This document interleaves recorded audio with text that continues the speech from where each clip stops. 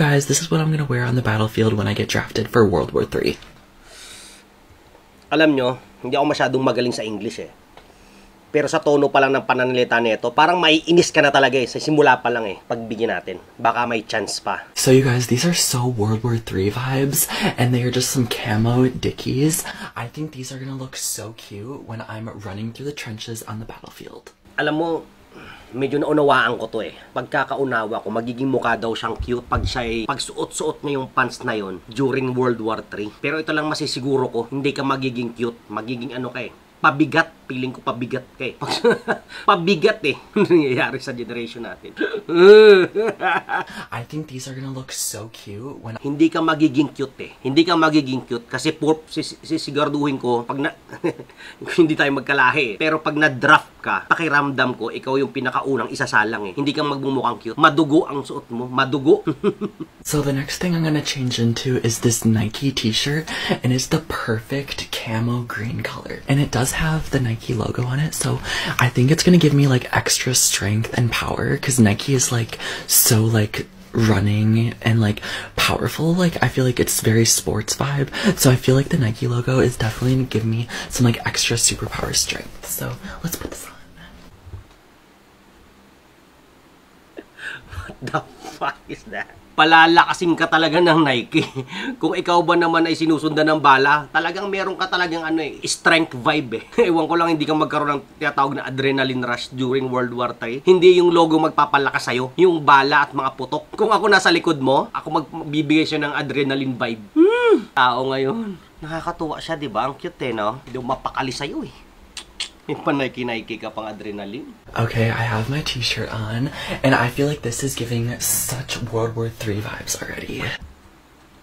Gusto mo talagang magkagera eh, no? Gusto mo talagang magkagera eh, no? Pag napanood to ng mga kalaban nyo, I'm sure ikaw ang unahin. Ikaw pinaka may unang gusto eh. Gusto mo talaga. Ina mo ka. Ina-attract mo talaga eh, no? Sa mga gustong gumera sa lugar nila, unahin mo na yan. Siyang nag-attract eh. So when I'm barrel rolling through the barbed wire in the trenches on the battlefield, I definitely want a good pair of shoes. And I think these Jordan 1 Mochas are gonna look so cute. Pagkakaunawa ko eh, sinasabi niya mas babagay daw yung sapatos sa mga gapang-gapangan, sa mga barbed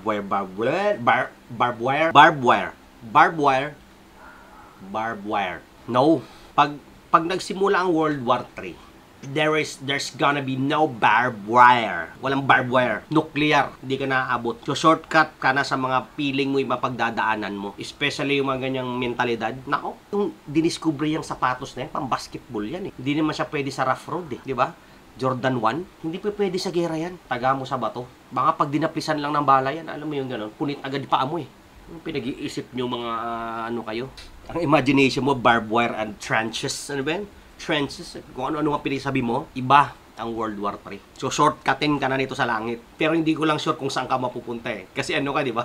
In the middle. Hindi ko mainaano, pero there's a binary law, di ba? O, heaven and hell, dalawa lang. So, ngayon, personality mo, gumitna ka, probably sa purgatorio ka din. Gitna lang ba? Alam mo yung ganun. So next, I really want a good fragrance, because the enemies just might want to, like, I don't know, spare me or something, if I smell good. Hindi mo na kailangan ng translator dito eh. Madali siya unawain eh. At nag-isip ka pa talaga ng pabango. Kung sakasakaling man umabot tayo sa World War III at ang magiging senaryo eh wala namang nuclear, for example na lang, ilagay na natin na ganun, I'm sure may mga sniffing dog dyan. At ikaw ang magiging dahilan ng pagbagsak ng inyong batalyon. I'm sure na inyong grupo. Kasi sa pabango mo, iba yung amoy mo eh. Alam mo yung ganun? Sabi mo, ma-spare ka ng enemy. Hindi ka spare ng enemy. Ikaw ang dahilan kung bakit ka nakita. Pasasalamatan ka ng enemy. Hindi enemy ang papatay sa'yo, kundi kakampi mo. I'm sure kakampi mo eh. Dahil sa amoy ng perfume mo kung bakit kayo nakita eh. Apaka. So I definitely want to wear a little makeup on the battlefield just to add that like extra cuteness. Ano? Extra cuteness? Usang gala. Naisip mo pa maging extra cute ka sa World War III. Ina mo ka. Ang daming dapat yung priorities, yung talaga yung ano mo eh, no? Yung aurahan pa rin talaga inuna mo eh, no? Habang sila ay nagte-training, nagpapakahirap sa survival training.